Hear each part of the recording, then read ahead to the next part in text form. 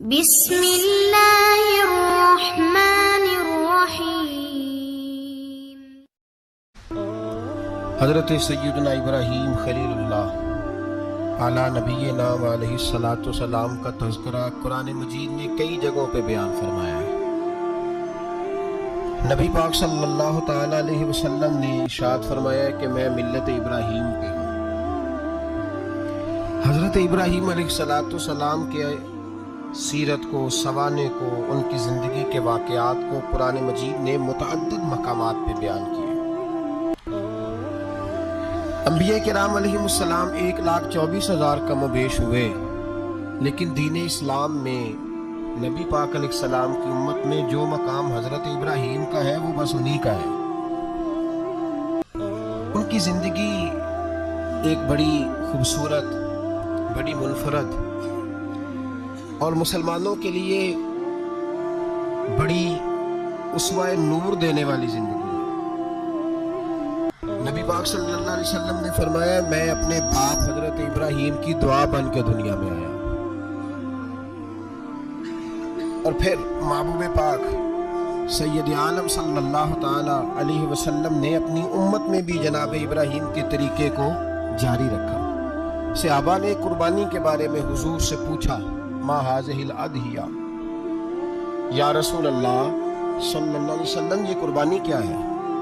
تو فرمایا سنت ابیکم ابراہیم، یہ تمہارے باپ حضرت ابراہیم کا طریقہ ہے، یہ تمہارے باپ حضرت، حالانکہ قربانی نبی پاک صلی اللہ علیہ وسلم کا بھی طریقہ ہے، لیکن فرمایا تمہارے باپ حضرت ابراہیم کے ذکر کو باقی رکھا۔ اللہم صلی علی محمد وعلی آل محمد کما صلیت علی ابراہیم وعلی آل ابراہیم، ان کے تذکرے کو باقی رکھا دین کے۔ حضرت ابراہیم بڑی امتیازی شان والے نبی ہیں، بڑی امتیازی شان والے۔ رب کریم کا وہ دوست جس نے کوئی چیز بچا کے نہیں رکھی، ہر شے ہی اپنے رب کی بارگاہ میں پیش کر دے۔ چند چیزوں سے انسان کو بڑا پیار ہوتا ہے، گھر اسے بڑا پیارا ہوتا ہے۔ او بڑا خوبصورت ہوٹل، 5 سٹار ہوٹل میں رہا، وہ اسلام آباد گیا، کسی سفر پہ گیا تو بڑے اعلیٰ قسم کے اس کو کھانے ملے، بڑی چیزیں ملی، لیکن کبھی دائیں کروٹ کبھی بائیں کروٹ۔ تو ساتھ بیڈ پہ دوست تھا تو اس نے کہا صاحب سو جاؤ، تو اس نے کہا یار جو مزہ اپنے گھر میں سونے کا ہے وہ کسی اور جگہ تھوڑی ہے۔ گھر بڑا پیارا ہوتا ہے، انسان لگاؤ ہوتا ہے، جس بے تکلفی سے، سکون سے، آرام سے انسان اپنے گھر میں وقت بتاتا ہے، کہیں اور مشکل ہو جاتا ہے۔ دوسرا، انسان کو اولاد بڑی پیاری ہوتی ہے، بڑی عجیب شے ہے، نہ ہو تب بھی بڑا دکھ ہے، اور ہونے کے بعد بھی اس کی بڑی آزمائش ہے۔ یہ بڑی ایک میٹھی چیز ہے۔ اولاد ایک بڑا عجیب سا میوہ ہے، پتہ نہیں یہ کس انجیکشن کا نام ہے کہ چھاتی پر چڑھ جائے تو اللہ سکون عطا فرما دیتا ہے، پتہ نہیں کس ٹھنڈی دولت کا نام رب کریم نے اولاد رکھا، بڑی پیاری ہوتی ہے اولاد۔ پھر تیسری چیز انسان کی اپنی جان ہے، اور یہ اتنی قیمتی شے ہے کہ اللہ کریم نے فرمایا کہ اگر تیری گردن پہ کوئی آدمی پستول رکھ کے، تلوار تیرے گلے پہ رکھ کے کہے نا کہ رب کا انکار کر دے ورنہ مار دوں گا، تو فرمایا وقتی طور پہ میری ذات کا انکار کر پر جان بچا جا۔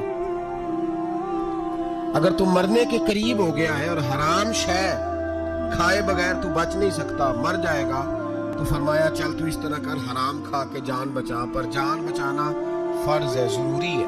وطن بڑا پیارا، اولاد بڑی پیاری، جان بڑی پیاری، اور حضرت ابراہیم سے رب کریم نے فرمایا چل ابراہیم کوئی چیز دے، تو کہا یا اللہ تینوں ہی تیرے نام پہ قربان کرتا ہوں، تیری ہوئی ساری، ہر شے تیری۔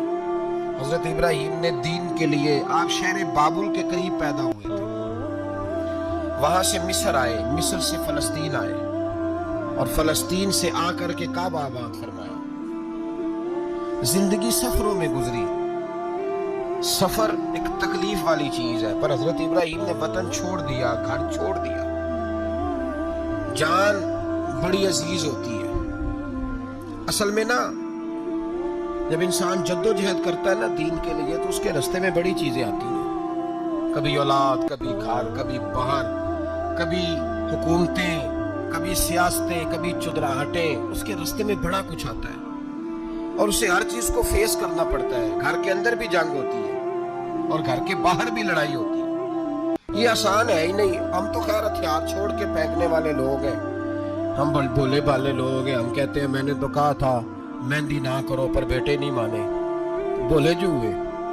اسی طرح حالانکہ اگر وہ بیٹا کہے نا کہ ابا جی لاؤ زندگی میں سارا کچھ میرے نام کرو، تو پھر ہم بولے نہیں ہوتے. اور اس وقت ہم تیز ہوتے ہیں، کہتے ہیں یہ کیسے ہو سکتا ہے، ہاتھ کاٹ کے دے دوں. اس وقت نہیں. دین کے معاملے میں بولے ہوتے ہیں. بیٹا بد مذہب کے پاس جا رہا ہے تو اس وقت ہم بولے بھالے ہیں، کوئی عرض نہیں. لیکن اگر وہ اپنی پسند کی شادی کرے ہمیں کراس کر کے، پھر ساتھ ہی ہم تیز ہو جاتے ہیں. تو حضرت ابراہیم نے جب دین کے لیے نکلے تو جد و جہد کی، گھر کے اندر بھی گھر کے باہر بھی. آپ کے والد کا نام تارخ ہے، وہ توحید پرست تھے، ایماندار تھے، پرہیزگار تھے. آپ کے چچا کا نام آزر ہے، وہ بت پرست تھے، بت بیچا کرتے تھے. حضرت سیدنا ابراہیم علیہ السلام جب میدان عمل میں نکلے تو حضرت ابراہیم علیہ السلام نے اپنے گھر سے جہاد شروع کیا. لڑنا پڑا گھر کے اصولوں سے. چچا نے جو رواج بنائے ہوئے تھے اس رواج سے ٹکرائے. فرمایا میں اپنے گھر کے اندر یہ بت پرستی نہیں ہونے دیں گا. چچا کو ایک دفعہ نہیں، بار بار 100 دفعہ سمجھایا. آپ کا چچا بت بنا کے بیچا کرتا تھا. حضرت ابراہیم علیہ السلام تھوڑے بڑے ہوئے تو کہنے لگا کہ چلو میرے ساتھ، تم بھی بت بیچنے ہیں، ہمارا کاروبار ہے. حضرت ابراہیم ساتھ نکلے تو بت پکڑا ہے. گندے پانی کے اندر اس بت کو ڈبوتے ہیں، کہتے ہیں کسی نے خریدنا تو خرید لو، نہ یہ نفع دے سکتا ہے نہ نقصان دے سکتا ہے. جو اپنا آپ نہیں بچا سکتا تمہیں کیا بچائے گا، خریدنا ہے تو خرید لو. چچا کہنے لگا تو کاروبار چمکا رہا ہے کہ تباہ کر رہا ہے. گھر میں بڑے معاملات خراب ہوئے، جھگڑے ہوئے، لیکن حضرت ابراہیم علیہ السلام ایک منٹ کے لیے بھی اپنے گھر کے اندر بھی کمپرومائز کرنے کو تیار ہے. یہ تھوڑا مشکل میں نے پہلو چھیڑ دیا ہے، یہ تھوڑا مشکل پہلو چھیڑ دیا ہے. تھوڑا سمجھدار آدمی ہے پر بیوی سے پردہ نہیں کرا سکتا. سیانا ہے، پنچایت کا بندہ ہے، جو اس سے آپ کہیں گے وہ بات یہ سنائے گا، لیکن کہتا ہے نہیں جی میں نے کوشش کر لی ہے. کس قسم کی کوشش ہے صاحب، کیسے ہو گیا؟ حضرت ابراہیم علیہ السلام نے گھر کے اندر سے فرمایا نہیں کرنے دوں گا. گھر کے اندر بھی ٹکرائے. فرمایا تم جو بھی ہو، پاش پاش کیا چچا کے اصولوں کو. اور باہر جب نکلے تو صرف علاقے کے چیئرمین سے نہیں ٹکرائے، ایم پی ایم این اے وزیر مشیر سے نہیں ٹکرائے. سپر پاور نمرود دنیا کا واحد حکمران تھا اس وقت، دوسرا کوئی حکمران ہی نہیں تھا. اکیلے حکمران سے جا کر ٹکرائے. کوئی ساتھ فوج نہیں تھی، کوئی ساتھ ان کے طاقت بظاہر دنیا داری کی کوئی نہیں تھی، پر حضرت ابراہیم جا کے ٹکرائے. اور میرے رسول پاک صلی اللہ علیہ وسلم نے سند بیان کی. فرمایا افضل الجہاد کلمۃ الحق عند سلطان الجابر. فرمایا سب سے افضل جہاد یہ ہے کہ تو ظالم بادشاہ کے سامنے کھڑے ہو کے حق بات بیان کر دے. یہ سب سے بڑا جہاد ہے، یہ سب سے افضل الجہاد ہے کلمۃ الحق عند سلطان الجابر. سب سے بڑا جہاد. حضرت ابراہیم کھڑے ہو گئے، سپر پاور سے ٹکرائے. یہاں ہم لوگ حکمتوں کا شکار ہیں، دیکھیں گے، کریں گے، سوچیں گے. اور مولوی صاحب کو ویسے کہتے ہیں آپ پرہیز کریں سیاسی باتوں سے. بھئی اللہ کے ہر نبی نے جا کے وقت کے ظالم حکمران کو لتاڑا ہے، للکارا ہے. یہ تو مشن انبیاء ہے.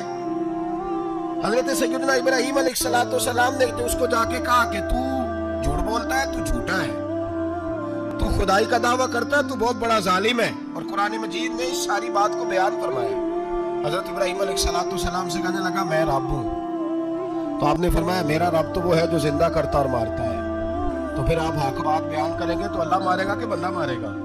کچھ بھی نہیں ہوتا، کیونکہ زندگی موت کس کے ہاتھ میں ہے؟ اللہ کے ہاتھ میں. زندگی موت اللہ، کچھ بھی نہیں ہوتا. انسان صحیح سمت کا تعین کرے اور صحیح چلے. حضرت علی شیر خدا سے کسی نے کہا تھا کہ آپ کے بڑی دشمنی ہے، کوئی محافظ رکھ لیں. آپ فرمانے لگے موت خود بہت بڑی محافظ ہے، وقت سے پہلے آتی ہی نہیں. بڑی محافظ ہے، وقت سے پہلے. علامہ نورانی رحمۃ اللہ تعالیٰ علیہ کراچی جیسے شہر میں رہا کرتے تھے، جہاں گام گام پہ خطرہ تھا. لوگوں نے کہا حضرت اتنے بڑے لیڈر ہو، آپ کی جماعت کی 62 سیٹیں ہوئی قومی اسمبلی میں، ایک ایسا وقت بھی آیا تو کوئی ایک آدمی بندوق والا آپ فرمانے لگے مجھے ضرورت ہی نہیں، اس لیے کہ جس خدا رسول کے لیے میں نکلا ہوں وہ خود ہی حفاظت کرنے والے ہیں، ضرورت نہیں ان چیزوں۔ تو بھائی حضرت ابراہیم ٹکرائے اور آپ کا انداز کیا ہے؟ جا کے کہا کہ تو نہیں، خدا وہ ہے جو زندہ کرتا، اور اس نے ایک بیوقوفوں جیسی دلیل دی۔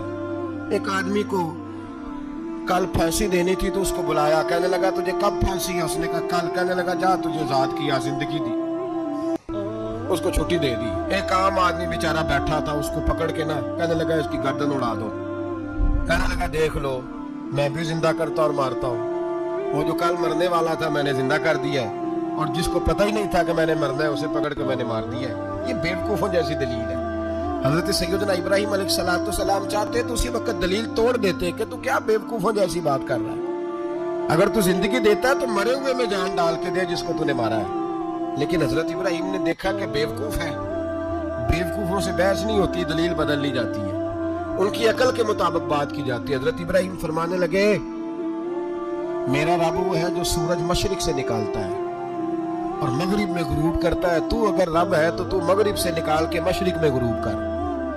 فبہت الذی کفر، کافر لاجواب ہو گیا، اس کے پاس اس چیز کا کوئی جواب نہیں تھا۔ علامہ اسماعیل حقی نے خوبصورت فکرہ لکھا ہے، خوبصورت جان ڈال دی ایک جملہ کہہ کے۔ حضرت سیدنا علامہ اسماعیل حقی رحمۃ اللہ علیہ فرمانے لگے چونکہ نمرود بیوقوفوں جیسی باتیں کر رہا تھا، اگر وہ یہ کہہ دیتا نا کہ میں سورج کو نکالتا ہوں مشرق سے، میں غروب کرتا ہوں معاذ اللہ مغرب میں نکالتا ہوں، تو آپ اپنے رب سے کہیے کہ وہ مغرب سے نکال کے مشرق میں غروب کرے۔ علامہ اسماعیل حقی فرماتے ہیں رب کریم کی آواز قدرت تھی، مالک حضرت ابراہیم علیہ السلام کے اس اگر وہ کہہ دیتا اور حضرت ابراہیم دعا کر دیتے تو رب کریم نے فرشتوں کو تیار بٹھایا ہوا تھا۔ فرمایا اگر یہ کہہ دے میرے خلیل سے کہ سورج مغرب سے نکال کے مشرق میں غروب کرنا ہے تو تیار رہنا، جس طرح خلیل کہیں گے ویسے ہی کر دیں گے۔ واتخذ اللہ ابراہیم خلیلا، ابراہیم ہمارا دوست جو ہوا، جیسے کہے گا ویسے کر دیں گے۔ حضرت سیدنا ابراہیم علیہ السلام کی باتوں کا جب جواب نہ دے سکا، دلیل نہیں بندہ دیتا، پھر لڑائی کرتا ہے، پھر جھوٹے موٹے اعتراض کرتا ہے۔ دلیل ختم ہوتی ہے تو لوگ ذاتیات میں اترتے ہیں، کہتے ہیں یہ کھانستا صحیح نہیں، دیکھتا صحیح نہیں، دلیل ختم، اب ذاتیات پہ اترے، کہنے لگے مجھے پتہ چلا ہے کہ یہ فلانی جگہ گیا تھا تو وہاں جا کے اس نے اس طرح کیا۔ پھر لوگ ذاتیات پہ اترتے ہیں، جب دلیل کا جواب دلیل سے نہیں دے پاتے پھر ذاتیات پر اتر کر حملے کرتے ہیں۔ حضرت ابراہیم کے دلائل کا جواب نمرود نہ دے سکا تو کہنے لگا کہ اس کو آگ میں ڈال دو۔ قوم گئی ہوئی تھی ساری، آپ نے بات سنی ہوئی ہے، میں نے صرف اشارہ دینا ہے، میلے پہ تو حضرت سیدنا ابراہیم علیہ السلام نے سارے بت توڑ دیے، کلاڑا بڑے بت کی گردن پہ رکھا، واپس آئے کہنے لگے بت کس نے توڑے ہیں؟ تو فرمایا اس سے پوچھو جس کی گردن پہ کلاڑا ہے۔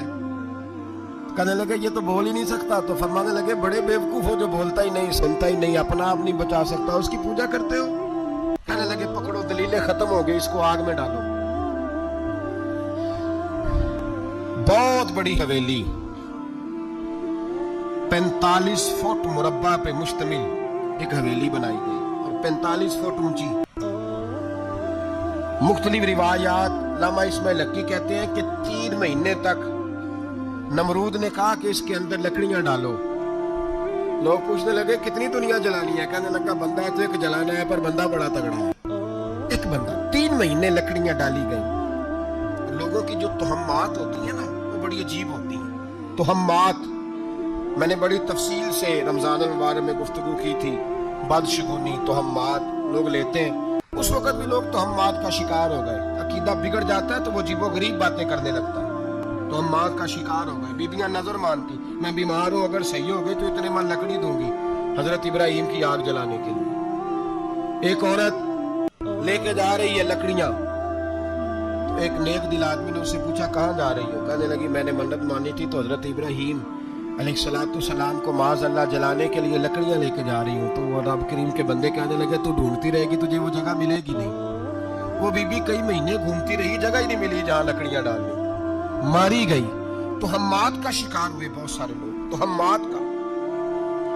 بھائی तोहम्मात दीन के अंदर मना है। तोहम्मात दीन में कोई नजर मानना, कोई किसी बुजुर्ग के मजार पे जाके साले सवाब के लिए कोई चीज मानना, ये तो दुरुस्त हुआ, लेकिन गैर शरी नजरें मान लेना कि मैं आके गिर्द चक्कर लगाऊंगा, मैं जनाब वहां जाके ये वाला तमाशा करूंगा, मैं धागा बांधूंगा, मैं रस्सा काटूंगा, मैं वहां गंदे हौं से पानी पीऊंगा, इनकी शरीयत इजाजत, ये तोहम्मात है, बदशगुनी है, दीन में इनकी कोई गुंजाइश है।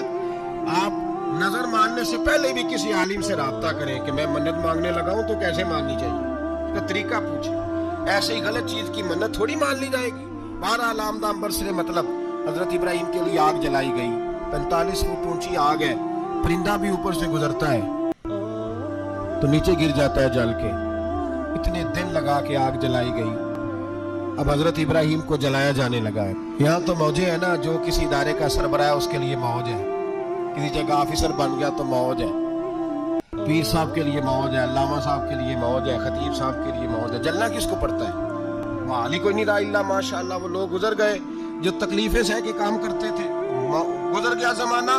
हजरत सैयदना इब्राहिम अलैहिस्सलाम को जलाया जाने लगा है तो अब इतनी बड़ी आग है तो डाले कैसे? शैतान ने तजवीज दी कि मंजनीक बनाओ, मंजनीक, बड़े बड़े बांस बांध के उनके नीचे रस्सा बांधो। वो जिस तरह झूलने के लिए झूला बनाया जाता है, इस तरह एक मंजनीक पुराने जमाने में उसमें पत्थर रख के फेंके जाते थे दुश्मनों पे, वो मंजनीक बनाई गई कि दूर से हजरत इब्राहिम को फेंकेंगे। हाथ हजरत इब्राहिम के बांध दिए, पांव मुबारक बांध दिए, पूरी जमीन पे एक नाम लेने वाला खुदा का, और उसको आज रस्सियों में जकड़ा हुआ है। जब फेंका जाने लगा ना आग में, हूरें रोने लगी, फरिश्ते तड़पने लगे, ए अल्लाह ये क्या होने लगा है? एक तेरा खलील और वो भी आग में। फरमाया जाओ जाके उससे कहो अगर तुम्हारी मदद लेता है तो उसे बचाओ। हवा का फरिश्ता आया, कहा इब्राहिम अगर तू कहे। ओ भाई, इन चीजों को कहानी समझ के ना सुना करे, ये दास्तान नहीं, ये वो तरीके हैं जो हमारे रसूल ने हमें अपनाने का हुक्म इरशाद फरमाया है। जो अकीदे, ये वो नजरियात है जो हमें ओढ़ने को कहा गया। अपने रब करीम की रिजा पे राजी रहने के ये वो खूबसूरत मवाके हैं सूफिया ने जिनको बनाकर समझाकर हम तक पहुंचाया है। ये है अहले तरीकत की बातें। वो कहते हैं यार जिस हाल में रखे राजी रहना है। हजरत इब्राहिम अलैहिस्सलाम को फेंका जा रहा है, फरिश्ता आया, ऐ अल्लाह के खलील अगर हुक्म दो तो इतनी हवा चलाऊं कि नमरूदी जल जाए सारे, आग उन पे फेंक दी जाए। आपने फरमाया तू जा, तुझसे मुझे कोई काम नहीं। थोड़ी देर के बाद पानी का फरिश्ता आया, कहा हुजूर इतनी बारिश बरसाऊंगा कि आग बुझ जाएगी। फरमाया तू जा, तुझसे कोई काम नहीं। अब जब मंजनीक में रख दिए गए, आग में जाने का लम्हा है, तैयारी है, हजरत जिब्रील अमीन हाजिर खिदमत हुए। कहा इब्राहिम कोई हाजत? फरमाया तुझसे कोई नहीं। कहा चलो मुझसे नहीं तो रब करीम से ही बात कर लो, मुझे पता है मैं छोटा हूं, आप मुझसे मदद क्यों लोगे, रब करीम से ही बात कर ले। तो हजरत इब्राहिम कहने लगे जिब्रील ये बता, रब को नहीं पता उसका खलील किस हाल में है? उसे नहीं पता मैं किस हाल में हूँ? मेरे हाथ बंधे हैं, पैर बंधे हैं आग में, उसे नहीं पता? बताया तो उसे जाता है जिससे खबर ना हो। तो अगर उसे पता है तो अगर वो जलाने पे राजी है तो मैं भी जलने को तैयार हूँ, मैं तैयार हूँ, मैं तैयार हूँ। उसे कहो ठीक है। हजरत सैयदना इब्राहिम अलैहिस्सलाम को मंजनीक में डाल के जो फेंका आग में, या नारकुनी बरदम व सलामन अला इब्राहिम, अल्लाह ने फरमाया ए आग मेरे इब्राहिम पे ठंडी भी हो जा और सलामती वाली भी हो जा। हजरत इब्राहिम को दो फरिश्तों ने बिठा दिया जमीन पे, फूल खिले हैं, कौंपलें महक रही हैं, कलियां खुशबू दे रही हैं। हजरत इब्राहिम ने सर सजदे में रख दिया, सुबहान अल्लाह वल्हम्दुलिल्लाह वला इलाहा इल्लल्लाह वल्लाहु अकबर। हजरत इब्राहिम अल्लाह की तस्बीह पढ़ने लगे, रब करीम को शुक्र बजा लाने लगे। निकले वहां से, कुछ दिन गुजर गए, निकले, हुक्म हो गया इब्राहिम इलाका छोड़ दो। हजरत इब्राहिम अलैहिस्सलाम वहां से निकल के मिस्र आए, चचा के पास ठहरे। उन्होंने अपनी बेटी जनाबे सारा का निकाह कर दिया। कुछ आगे बढ़े तो एक जालिम बादशाह से टकराए। उसने एक शहजादी, एक बादशाह की बेटी कैद की हुई थी, जनाबे हाजरा नाम था, उनको कैद से छुड़ा के साथ लाए। हजरत लूत अलैहिस्सलाम भी साथ। ये 4 लोगों का काफिला चला, फलस्तीन में जाके पड़ाव डाला, घर बार छोड़ा, तबलीग शुरू हुई। हजरत इब्राहिम के घर में 2 खवातीन है, एक आपकी बीवी है, एक हजरत हाजरा है, औलाद कोई नहीं। बड़ा मेवा है मीठा, घर वही आबाद होता है जिसमें बच्चे रोते हैं, घर होता ही वो है जिसमें बच्चों की चंचनाहट होती है, भिन भनाहट होती है। हजरत इब्राहिम ने एक बच्चा रोते हुए देखा तो आंखों में आंसू आए, कहने लगे रब्बी हबली मिनस सालिहीन, या अल्लाह मुझे भी नेक औलाद अता कर। हजरत सारा ने सुन लिया, कहने लगी इब्राहिम शायद मेरे बतन से तो आपको नसीब नहीं, हाजरा से निकाह कर लो। नाबे हाजरा से निकाह हुआ। अल्लाह तो बड़ा बेनियाज है, रब करीम ने हजरत इस्माइल जैसा खूबसूरत बेटा अता फरमाया। बेटा काला स्याह भी हो तो सीने की ठंडक होता है, पर ये तो वो बेटा है जिसकी पेशानी में नूरे मुहम्मदी चमकता है सल्लल्लाहु अलैहि वसल्लम। हजरत सैयदना इस्माइल अलैहि इतने खूबसूरत। अब जिस बीवी के यहाँ बेटा था, बैठना उठना भी ज्यादा उसके पास, आना जाना भी उसके पास, तवज्जो उधर हो गई। जनाब सारा रश्क करने लगी। एक दिन कहने लगी इसे छोड़ आ जंगल में, वादी गैर अज़ीज़र मक्के के पास। भाई एक बेटा आलिम दीन बना लो। कहने लगा रोटी कहाँ से खाएगा, तेरे 5 बेटे हैं को हाफिज़ कुरान बना, कहते रोटी कहाँ से खाएगा।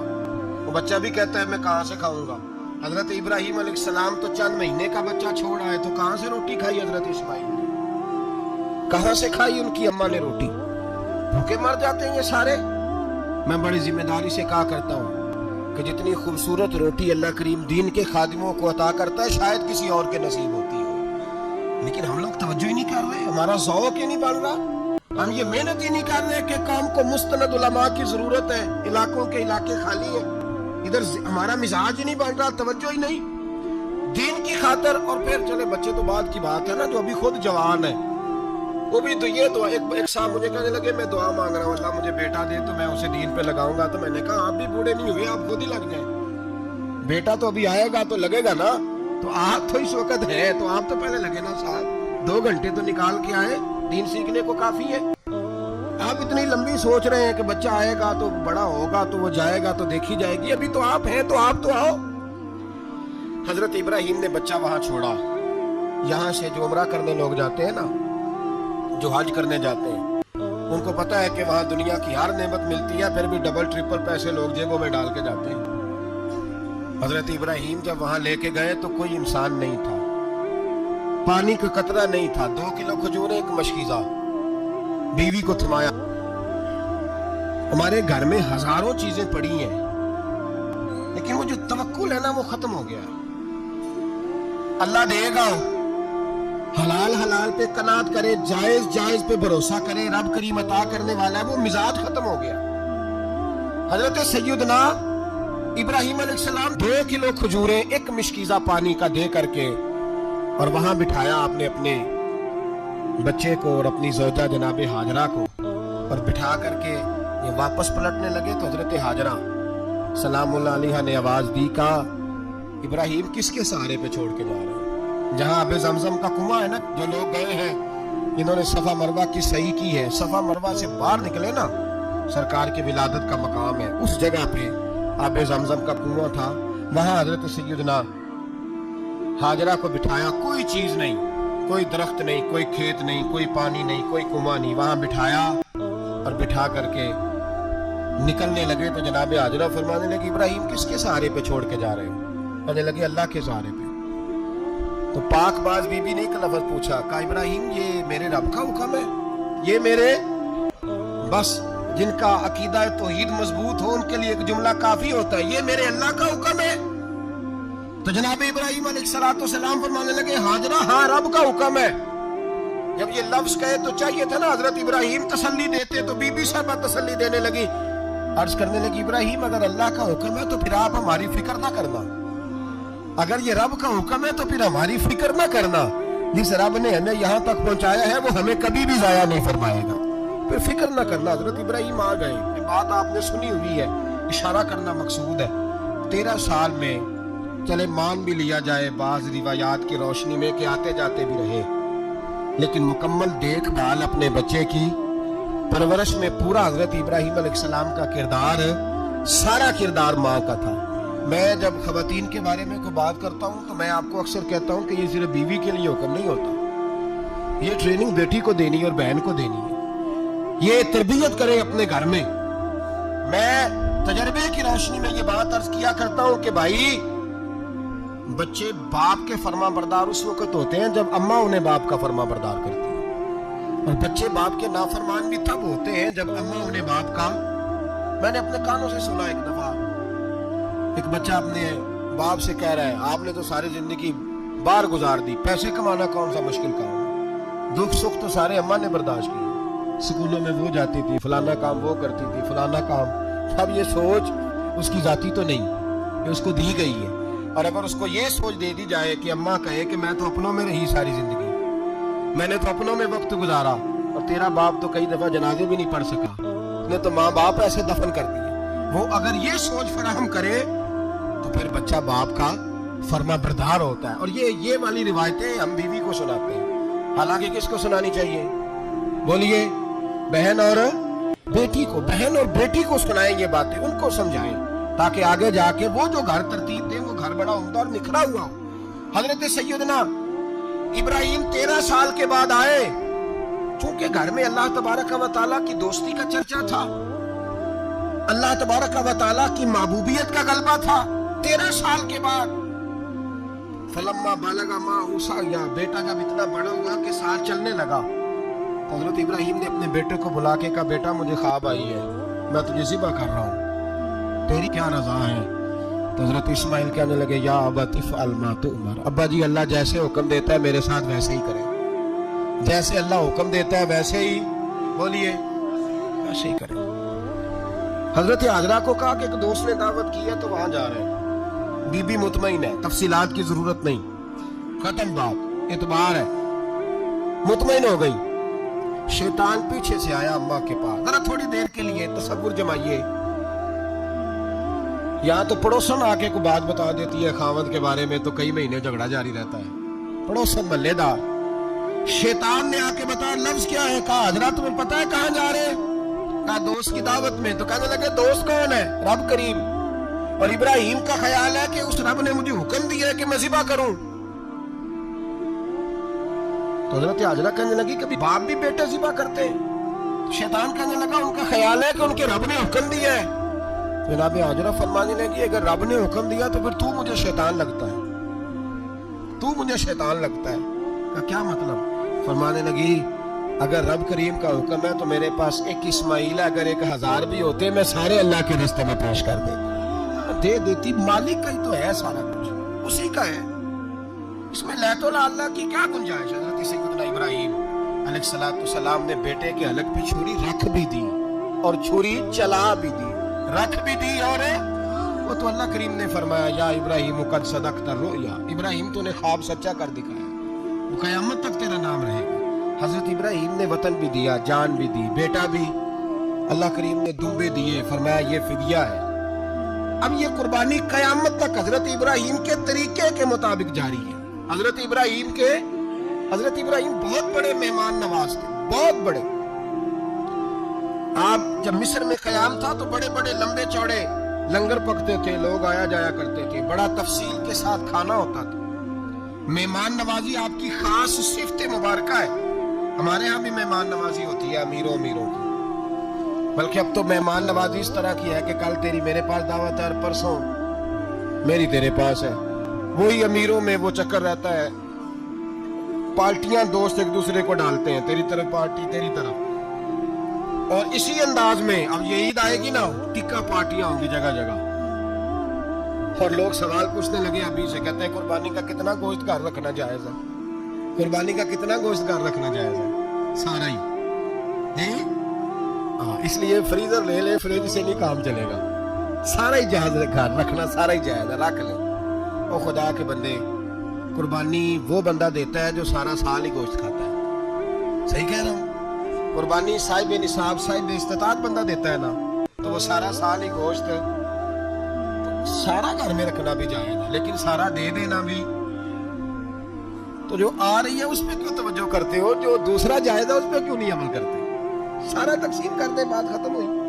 یقین کریں محرم میں جا کے دوست ٹیلی فون کر کے سوال پوچھتے ہیں، کہتے ہیں صاحب سنا ہے قربانی کا گوشت محرم میں کھانا جائز نہیں.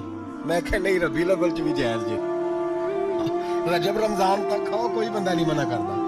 اس لیے کہ کسی کو دینا تو پسند ہی نہیں، یا پھر اس میں سے جو خاص چیزیں ہیں وہ اپنی فریج میں، اور باقی جو ہے وہ دوسروں کے لیے. یہ کیا طریقہ ہے ہمارا, اور اسی پہ عمل ہے. اللہ تبارک و تعالیٰ ہمیں سمجھنے کی توفیق عطا فرمائے. حضرت ابراہیم بہت بڑے مہمان نواز تھے. صرف قربانی نہیں دیتے تھے, سارا سال بہت سارا لنگر, بہت سارا کھانا پینا, بہت ساری چیزیں جاری رہتی تھی.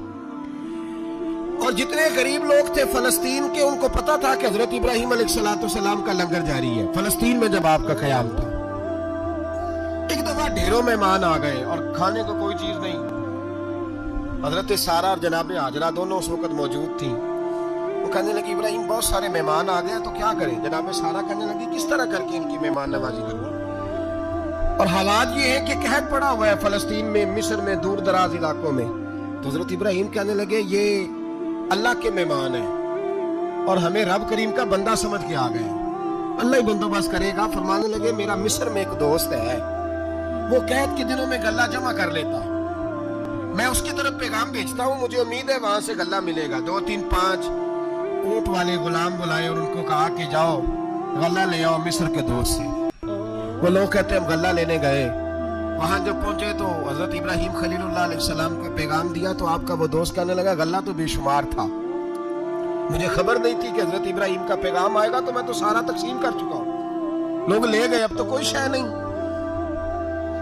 اب وہ خالی آ گئے 5 کے 5 اونٹ. جب خالی آئے تو حضرت ابراہیم کی حویلی کی دیواریں چھوٹی چھوٹی تھیں.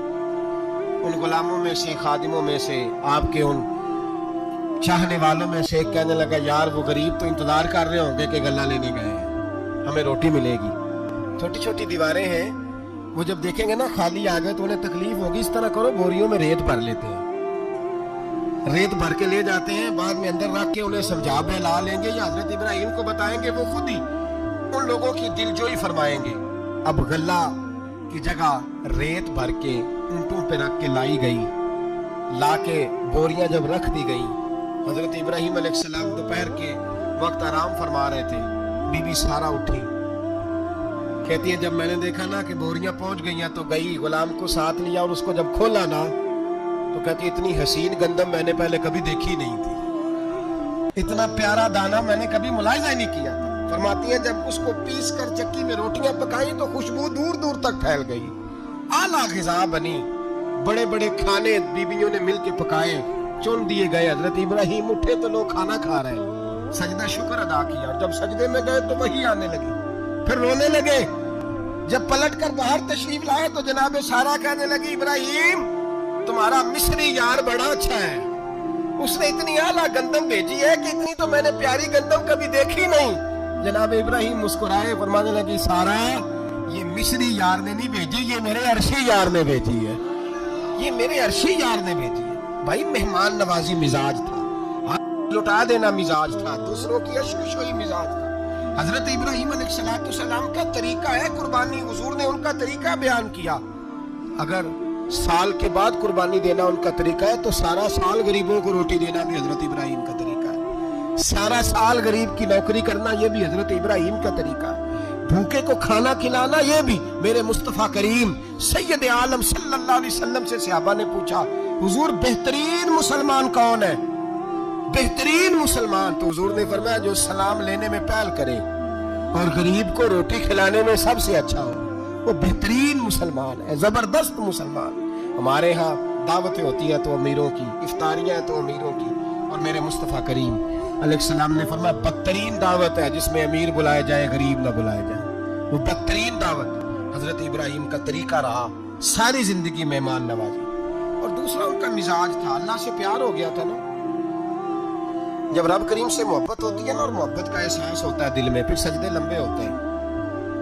عام آدمی تو نماز بھی نہیں پڑھ سکتا, کسی خدا سے محبت ہوتی ہے وہ تہجد بھی نہیں چھوڑ سکتا.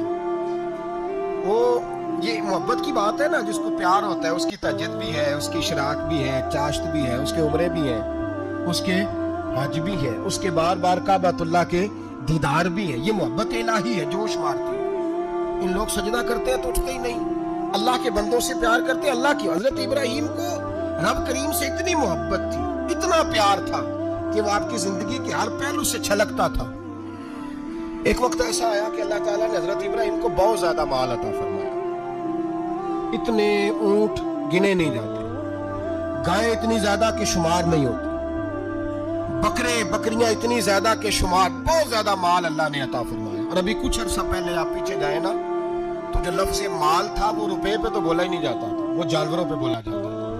बहुत ज्यादा माल अल्लाह ने दिया, बकरियां, गायें, ऊंट, बैल, बड़ा कुछ। तो रब करीम ने फरिश्तों से फरमाया कि वत्तखज़ल्लाहु इब्राहीम खलीला, इब्राहीम मेरा दोस्त है। तो फरिश्ते कहने लगे या अल्लाह जिसे इतना कुछ दिया जाए उसने दोस्त तो बनना ही होता है, तो नवाजा ही बड़ा है, इतना माल, इतने खेत खलियान, इतना कुछ। अल्लाह करीम ने फरमाया जाओ आजमाइश कर लो, इम्तिहान ले लो। फरिश्ता इम्तिहान लेने पहुंच गया। हजरत इब्राहीम के जानवर चर रहे हैं चरागाह में, हजरत इब्राहीम भी हैं, गुलाम भी हैं, बहुत बड़ा रेवड़ है। आप तशरीफ फरमाए। एक फरिश्ता आया तो खेत में छुप के बैठ गया और बुलंद आवाज से कहने लगा सुबहान अल्लाह वल्हम्दुलिल्लाह वला इलाहा इल्लल्लाह वल्लाह। ये तस्बीह बड़ी पसंद है, महबूब ने इनकी फजीलत बयान की। अब वो हजरत सैयदना इब्राहीम अलैहिस्सलाम खड़े थे तो वो खेत में बैठ के तस्बीह पढ़ने लगा सुबहान अल्लाह वल्हम्दुलिल्लाह वला इलाहा इल्लल्लाह। हजरत इब्राहीम कहने लगे ये मेरे रब का नाम कौन ले रहा है, थोड़ी इसकी मीठी आवाज है, बड़ी, कौन है? ढूंढने लगे, घूमते घूमते उसके पास चले गए। फरिश्ता इंसानी शक्ल में, तू मेरे रब का जिक्र कर रहा था? उसने कहा मैं ही कर रहा था। फरमाने लगे यार एक दफा फिर नहीं करता? तो कहने लगा इब्राहीम पहले तो मैं अपनी मर्जी से कर रहा था, तू कहता है तो पैसे लगेंगे, पैसे हैं तो कर देता हूँ। हजरत इब्राहीम कहने लगे बोल तू क्या लेगा, मेरे अल्लाह का जिक्र सुनाने का क्या लेगा? कहने लगा जितनी बकरियां आप चरा रहे हैं सारी दे दे तो मैं अल्लाह का जिक्र सुना देता हूँ। आपने फरमाया बस जा तेरी सारी हुई, मेरे रब का जिक्र सुना। और फिर शुरू हो गया सुबहान अल्लाह अल्हम्दुलिल्लाह वला इलाहा इल्लल्लाह वल्लाहु अकबर। हजरत इब्राहीम अलैहिस्सलाम कैफ में यार फिर जरा सुना, ना इल्मा विच फसा सानू तू यार दी गल सुना सा, जरा दोबारा सुना। मैं फिर सुनाया, एक दफा फिर कहा। रिश्ता कहने लगा बस जी आपके पैसे पूरे हो गए। हजरत इब्राहीम कहने लगे चल एक दफा और सुना। कहने लगा पैसे लगेंगे, तो क्या लेगा? कहने लगा गाय भैंसे सारी मेरी। फरमाया बस यार इतनी कीमत, तू सुना सही, सारा कुछ ही तेरा। फिर शुरू हो गया सुभान अल्लाह वल्हम्दुलिल्लाह वला इलाहा इल्लल्लाह वल्लाहु अकबर। गायें दे दी, भैंसे दे दी, वो जिक्र सुनाता है। हजरत इब्राहीम कभी मचलते हैं, कभी रोते हैं, कभी आहें भरते हैं, तू मेरे रब का नाम ले रहा है, जरा फिर से ले। कैफ जारी है। कहने लगा बस भाई। हजरत इब्राहीम फरमाने लगे तू और ले ले जो लेना है, मुझे जिक्र सुना। उसने कहा इब्राहीम बकरियां मैं ले चुका, गाय भैंसे मैं ले चुका, ऊंट रह गए, सारे ले लूंगा फिर जिक्र सुनाऊंगा। फरमाया जा तेरा हुआ तू जिक्र सुनाता रहे, मैं देता हूँ। दे दिया, कुछ देर जिक्र किया तो अब खामोश हो गया। हजरत इब्राहीम खलीलुल्लाह अलैहिस्सलाम फरमाने लगे जिक्र सुना। कहने लगा इब्राहीम अब तेरे पास देने को क्या है, हर चीज तो मैं ले चुका। आप फरमाने लगे ये गाय भैंसे बकरियां चराने के लिए तुझे कोई नौकर मुलाजिम भी तो चाहिए ना, तो इस तरह कर मुझे रख ले, मैं रोटी नहीं मांगूंगा, खाना नहीं मांगूंगा, तो अल्लाह का जिक्र सुनाता रहना, मैं तेरे जानवरों की नौकरी करता रहूंगा। हजरत इब्राहीम अलैहिस्सलाम ने जब ये कहा ना, फरिश्ते की आंखों में आंसू आ गए। तरदामनी पे शैख हमारी न जाइए, हम दामन निचोड़ दें तो फरिश्ते वुजू करें। फरिश्ता रो पड़ा और कहने लगा इब्राहीम मुझे सीने से लगाओ, आप वाकई इस काबिल है कि अल्लाह आपको अपना दोस्त बनाए, वाकई इस काबिल है कि रब आपको अपना। हजरत इब्राहीम अलैहिस्सलाम का खुदा से मोहब्बत करने का निराला अंदाज। और मेरे भाई यही मोहब्बत उन्हें मेरे मुस्तफा से भी थी। एक नबी घर बना रहा है, दूसरा बनवा रहा है। हजरत इस्माइल अलैहिस्सलाम पत्थर उठा उठा के ला रहे हैं, जनाब इब्राहीम बना रहे हैं। जब खाना काबा बन गया तो कहने लगे रब्बना वब अस्फीहिम रसूला, ऐ अल्लाह अब इसे बसाने के लिए अपना आखिरी रसूल भी अता फरमा। नबी पाक फरमाते हैं मैं दुआ हूँ हजरत इब्राहीम की।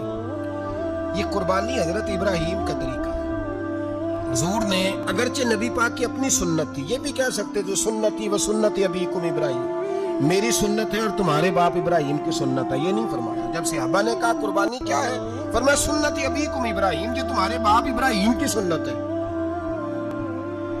हर साहिब निसाब पर कुर्बानी वाजिब है। जो ज़कात का निसाब रखता हो उस पर कुर्बानी वाजिब है, यानी ज़रूरियात से ज़्यादा इतने पैसे, जितने पैसों से ज़कात फ़र्ज होती है उतने पैसे जिस आदमी के पास कुर्बानी से पहले पहले आ जाए उस आदमी पर कुर्बानी करना वाजिब है। बकरा, छतरा, दुम्बा 1 साल का, یا دمبا 6 مہینے کا ہو پر اتنا بڑا محسوس ہوتا ہو کہ لگے کہ 1 سال کا ہے، اس کی قربانی ہو سکتی ہے۔ جانور میں کوئی عیب نہیں ہونا چاہیے، اتنا کمزور نہ ہو کہ ذبح جہاں اسے کرنا ہے وہاں وہ چل کے جا نہ سکے، اتنا کمزور جانور نہ ہو، اس کے اندر بظاہر کوئی اتنا بڑا نقص نہ پایا جاتا ہو، کانا نہ ہو، لنگڑا نہ ہو، کوئی اس کی ہاتھ نہ کٹے ہوئے ہو، ایسا نقص جو واضح ہو۔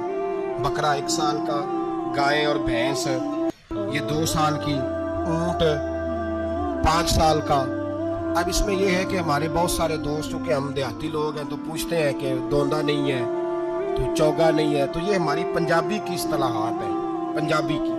شریعت اسلامیہ نے سال بتائے ہیں، یہ تو ہم نے اپنی آسانی کے لیے، یا دیہاتوں میں جو ماحول تھا اس طرح کا جانور لیں، خوبصورت جانور لیں۔ جو نصاب ہے وہ بھی میں نے آپ کو بتایا، لیکن ایک اور پہلو بھی ہے۔ نبی پاک صلی اللہ علیہ وسلم پہ زکوٰۃ کبھی فرض نہیں ہوگی، کبھی حضور پہ زکوٰۃ فرض نہیں ہوگی۔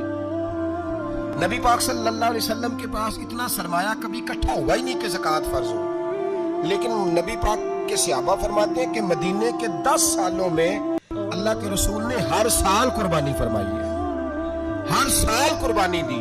اور جس سال حضور حج کرنے گئے اس سال اللہ کے نبی نے 63 اونٹ ذبح فرمائے، اور حضور صلی اللہ علیہ وسلم جب اونٹ ذبح کرنے لگتے نا تو صحابہ کہتے ہیں اونٹ خود دوڑ کے حضور کے سامنے آ کے لیٹ جاتا، اور نبی پاک اسے ذبح کرتے اور فرماتے ہیں ایک دوسرے کو دھکے دیتے اونٹ کے، پہلے میں نے جانا ہے ذبح ہونے کے لیے، پہلے میں نے، انہیں پتا تھا کہ جو مصطفیٰ کے ہاتھوں ذبح ہوگا وہ تو دائمی زندگی پا جائے گا، یہاں بھی وہاں بھی زندہ۔ 63 اونٹ ذبح کیے۔ ایک اونٹ میں کتنی قربانیاں ہوتی ہیں؟ 7۔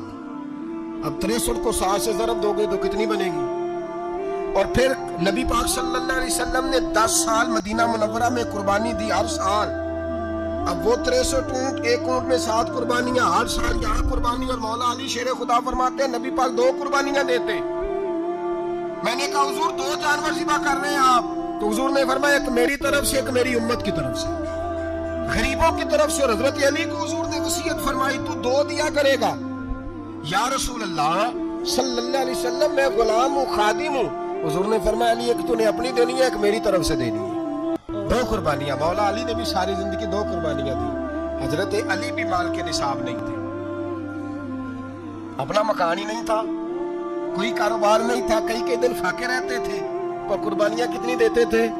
2۔ ہمارے پاس ویسے اگر سسرال میں، میکے میں، کزنوں میں کچھ شادی ہو جائے تو 50-60 ہزار کا خرچہ برابر ہے، وہ پکا ہے۔ اور قربانی کی باری غریب ہو گئے، سارے غریب ہو گئے، کہتے نہیں یہاں مشکل ہے۔ وہ خدا کے بندے اللہ کے ساتھ تجارت کر، اس کے رستے میں 1 دے گا، رب تجھے 70 گنا اضافہ کے ساتھ عطا فرمائے گا۔ قربانی مال کے نصاب پہ ہے۔ کوشش کیا کریں کہ اللہ کے رستے میں جب دینا ہو پھر لیت العلہ سے بچیں، خوبصورت جانور لائیں۔ جن کو اللہ نے توفیق دی ہے ان کے لیے نصیحت ہے، جن کو اللہ نے توفیق دی۔ میں نے اپنے حضرت صاحب کو دیکھا ہے، وہ کہتے تھے کئی جانور اللہ نے بڑا نوازا ہے، کہتے ایک میرا ہے، ایک میرے ماں کا، ایک میرے باپ کا ہے، ایک میرے فلاں استاد صاحب کا، ایک میرے پیر صاحب کا ہے۔ یہ جانور غوث اعظم جیلانی کا نام کا دے رہا ہوں۔ اور پھر ایک بڑا خوبصورت جانور بندہ ہوتا اور حضرت خود ان کو چارہ ڈال رہے ہوتے، تو حضور یہ کیا ہے؟ فرمانے لگے یہ میں رسول اللہ کے نام پہ قربان کروں گا، یہ نبی پاک کے نام پر قربان کیا جائے گا۔ جن کو اللہ نے حیثیت دی ہے وہ کوشش کریں اپنے محبوب کی طرف سے بھی قربانی کریں، نبی پاک کے نام کی قربانی دے، خوبصورت سا جانور پیارا، پھر اس کی خدمت ہو، پھر اس کی قربانی دی جائے اور نبی پاک کے نام پر قربانی دی جائے۔ حضور نے خود وصیت فرمائی حضرت ابو بکر صدیق کو، قربانی بڑا حسین عمل ہے۔ اور میرے نبی پاک صلی اللہ علیہ وسلم نے ناراضگی بھی فرمائی، ذرا خوگر حمد سے تھوڑا سا گلا بھی سن لے۔ میرے حبیب نے فرمایا جو طاقت کے باوجود قربانی نہ کرے وہ ہماری عیدگاہ میں عید کی نماز پڑھنے نہ آئے، وہ نہ آئے۔ اور یا رسول اللہ جو کرے گا، فرمایا قربانی کے جانور کا خون کا قطرہ بعد میں زمین پہ گرے گا، اللہ اس کے سارے گناہ پہلے معاف فرما دے گا، اللہ اس کے سارے گناہوں کو بخشے گا۔ قربانی کریں، خوبصورت انداز میں کریں، اللہ کی رضا کے لیے۔ بزرگوں نے لکھا ہے 3 حصے کرو گوشت کے، ایک گھر میں رکھو، ایک رشتہ داروں میں بانٹو، پڑوسیوں میں بانٹو، اور تیسرا فقط غریبوں کو دو۔ لیکن میں اکثر یہ سوچتا ہوں کہ ہمارے ہاں قربانی کرتا ہی وہ ہے جن کے گھر میں ہر جمعرات کو چھوٹا گوشت پکتا ہے، اور جن کے گھر میں ہفتے میں 3 دفعہ مرغی کا گوشت پکتا ہے، وہی تو قربانی دینے کے قابل ہوتے ہیں۔ تو وہ بھی اگر قربانی کے بکرے میں سے بھی تیسرا رکھنا چاہیں تو اجازت تو ہے، میں نے کہا سارا رکھنے کی بھی اجازت ہے، لیکن اگر آپ مہربانی کریں، کوشش کریں کہ یار ہم تو سارا سال ہی کھاتے ہیں، اور ہمارے یہاں جو گوشت تقسیم ہوتا ہے نا وہ بھی باری لگی ہوئی ہے، ادھر سے پلیٹ آئی تھی گوشت کی تو ادھر سے بھر کے چلی گئی، تو اس نے کی ہے، اس کو بار بار گوشت دینے کا کیا مطلب ہے؟ آپ یہ دیکھیں عزیزوں میں، رشتہ داروں میں، اور میں اگر تھوڑا سا آپ کی توجہ کرانے میں کامیاب ہو جاؤں تو سفید پوش لوگوں کو دیکھیں، کچھ سفید پوش ہیں، سفید پوش جن کے اوپر قرضے ہیں، بیماریوں نے جکڑ لیا ہے، گھر میں بڑے بڑے سخت مریض آ گئے ہیں، سفید پوش پہلے دیا کرتے تھے، آپ ان سے پوچھتے ہیں صاحب قربانی، تو بات کو ٹالتے ہیں، وہ کہتے ہیں سوچ رہا ہوں کوئی حصہ ڈال جائے، پردہ پوشی کرتے ہیں، کہتے ہیں کہیں حصہ رکھا ہوا، پردہ پوش، اکثر وہ لوگ قربانی نہیں دے پاتے، اکثر دیا کرتے تھے اب نہیں دے پا رہے، کیوں؟ اس لیے کہ مشکلات ایسی آ گئی، ان لوگوں کا خیال کریں، ان کے گھروں تک گوشت پہنچا کے آئیں، ان پر توجہ کریں، وہ سفید پوش آدمی کبھی ذکر نہیں کرے گا، کچھ تو ایسے ہیں جو خود پہنچ جاتے ہیں کہ ہمیں گوشت دیا جائے، لیکن کچھ سفید پوش ہیں، لا یسألون الناس الحافا، اللہ فرماتے کچھ لوگ لپٹ لپٹ کے سوال نہیں کرتے، سفید پوشی کا بھرم رکھتے کا مزاج نہیں، ان کی طرف دیکھیں، اپنے رشتہ داروں کو دیکھیں، خاص کر ان رشتہ داروں کو دیکھیں جن کا آپ کو پتا ہے کہ غریب ہیں، مجبور ہیں، ان کے گھروں میں گوشت بھیجیں، غریب بیٹیوں غریب بہنوں کا خیال کریں، اس طرف متوجہ ہوں، ان کے ساتھ اس نے سلوک کریں، اس طرف آپ لوگ خیال کریں، اللہ ہمیں سمجھنے کی توفیق عطا فرمائے۔